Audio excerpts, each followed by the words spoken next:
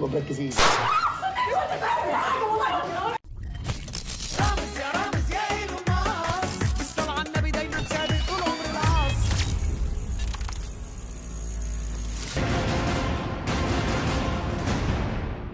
بسم الله الرحمن الرحيم. إلى كل الرفاق والأصدقاء والجمهور الغفير، دقوا الطبول وانفخوا النفير. السلام عليكم، اهلا بيكم في حلقة جديدة على قناة رمضان يجمعنا. وفي حلقة النهاردة راجع لكم بحلقة قوية جدا عن برنامج رامز إيلون ماسك، وبالتحديد الحلقات اللي ما اتعرضتش في البرنامج. الحلقة النهاردة مليانة مفاجآت، كل اللي عليك انك تتابع الفيديو ده لحد النهاية وتنزل دلوقتي. لو اول مرة تشوفني اعمل لايك للفيديو عشان عايزين نوصل الفيديو ده لاكتر عدد من اللايكات، واشترك معايا في القناة وفعل زر التنبيهات عشان كل الفيديوهات الجديدة توصل لك لحد عندك. ويلا بينا نبدأ حلقتنا. رمضان أهلا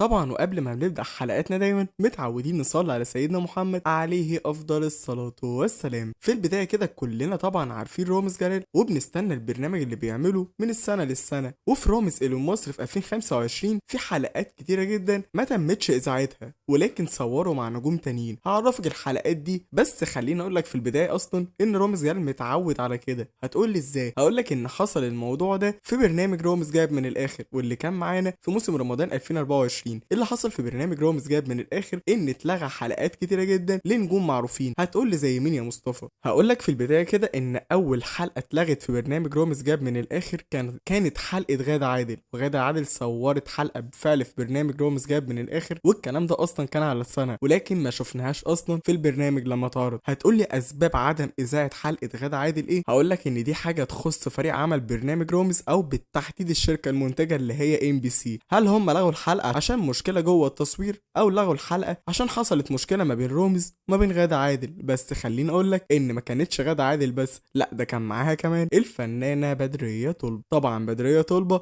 اتلغت الحلقه بتاعتها في برنامج رامز جاب من الاخر، وحابب اقول لك ان لما اتلغت الحلقه الكلام ده برضو صرحت بيه بدريه طلبه. كده معانا نجمين في برنامج رامز جاب من الاخر. طيب ازاي الحلقات دي اتلغت؟ زي ما قلت لك الاسباب هي دي، وكمان حلقه الفنانه شيرين رضا. كل ده قلت لك ان هو اتلغى في برنامج رامز جاب من الاخر. وحلقه شيرين رضا فاتلغت بسبب ان شيرين رضا اتبهدلت جدا وكمان اتكسرت رجليها. بسبب كده رفضت ان هي تذيع الحلقه تماما، وعرضوا عليها مبالغ كتيره جدا ولكنها رفضت كل المبالغ واكتفت ان هي الحلقه تتمسح. وخلينا بقى ندخل دلوقتي على برنامج رامز إيلون مصر. طيب برنامج رامز إيلون مصر في البدايه كده اتحذف منه حلقات ايه؟ للاعب الكوره رضا سليم. ورضا سليم حصلت له اصابات في برنامج رامز إيلون مصر، وبسبب الاصابات دي وبسبب البهدله اللي اتعرض لها رضا سليم قرر رضا سليم انه ما يعرضش الحلقه دي تماما، لان زي ما قلت لك اتبهدل جدا. بس من ناحيه تانية في نجوم برضو معروفه اتعمل فيها المقلب ولكن ما كملش بسبب ان حصلت مشكله كبيره. ده غير طبعا حلقه الفنان عصام السقا واللي صور حلقه بالفعل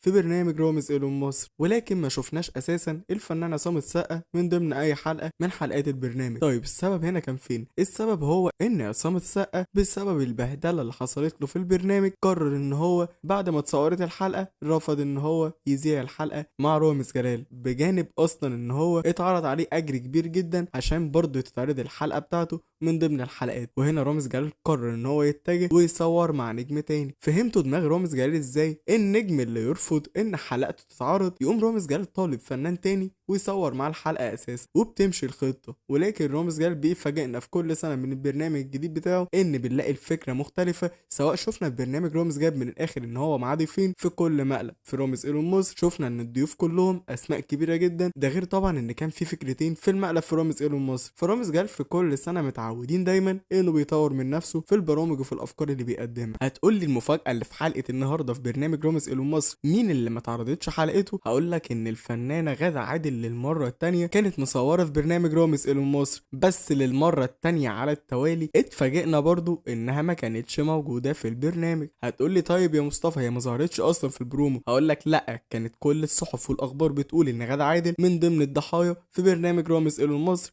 وصورت الحلقة بالفعل، ولكن بنتفاجئ اصلا لما بيتعرض البرنامج ان النجم نفسه ما بيكونش موجود. طيب المشكلة دي اتكررت مرتين مع غادة عادل، يا ترى المشكلة فين؟ المشكلة مع رامز؟ هقول لك لا، لان رامز جلال اساسا هو صاحب غادة عادل من زمان جدا ومفيش بينهم اي مشاكل. طيب السبب فين؟ السبب هو في شركة الانتاج، وبالاخص اللي بيراجع الحلقات بعد ما تتصور، لان رامز جلال بيختار الاسامي اللي هيصور معاهم وبعد كده بيصور والحلقات بتطلع على المونتاج وبعد كده بيقرروا ايه اللي هينزل وايه اللي مش هينزل. وما تفكرش ان رامز جلال مش بيبقى عامل حسابه لو نجم مرضاش يصور او نجم صور بالفعل اصلا وحلقته قرر ان هو يلغيها بعد ما بيشرب المقلب. رامز جلال بيصور مع نجم تاني وبيعمل حلقة بديلة تماما، مش بيقف عليها او بينقص حلقة من البرنامج. ولكن الحلقات اللي بتتصور وبتتلغى دي احنا لحد دلوقتي مش عارفين نمسك سبب رئيسي يقول ان هو بتتلغى عشانه. ومن ناحية كبيرة جدا قسم برنامج رامز إلى مصر فهو حقق نجاحات كبيرة جدا، لأن رامز كل سنة بيعودنا على فكرة مختلفة وفكرة متنوعة. طبعا بقى السؤال اللي محير كل الناس هي حلقة كريستيانو رونالدو في برنامج رامز إلى مصر.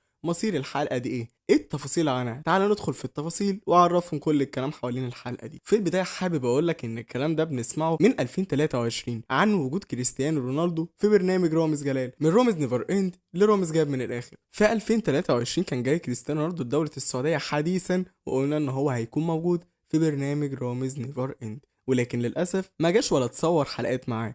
طيب في برنامج رامز جاب من الاخر اتقال نفس الكلام على ان كريستيانو رونالدو صور البرنامج في الامارات مع رامز جلال، ولكن الكلام ده برضو ما حصلش ولا شفنا حلقة. في 2025 سمعنا كلام كتير جدا على ان كريستيانو رونالدو وقع ضحية في مقلب رامز إلون مصر، بما انه كمان كان بيتصور في دولة السعودية وبالتحديد في استوديوهات بيج تايم. طيب هل من الاساس اتصورت حلقة مع كريستيانو رونالدو؟ الاجابة هي لا، ما اتصورتش حلقات مع كريستيانو رونالدو، واللي رفض اساسا ان هو يتبهدل في البرنامج لانه برنامج مقالب، ولكن كانوا هيغيروا الفكره بالنسبه لحلقته مخصصا، ولكن هو رفض انه يظهر مع رامز جلال. حصل تفاوض بالفعل مع كريستيانو رونالدو ولكن ما صورش ولا حلقه في اي برنامج من برامج رامز جلال. عايز اعرف منك بقى، في برنامج رامز إلون مصر كنت تتمنى تشوف كريستيانو رونالدو موجود في حلقة من الحلقات ولا لا؟ وكمان لو انت متحمس لبرنامج رامز جلال في 2026 اكتب لي تحت في الكومنتات عشان هنعمل حلقة قريب جدا عن اي حاجة انتوا عايزينها. فالحلقة اللي جاية هتكون من اختياركم انتوا. وكده حلقة النهاردة وتكون خلصت،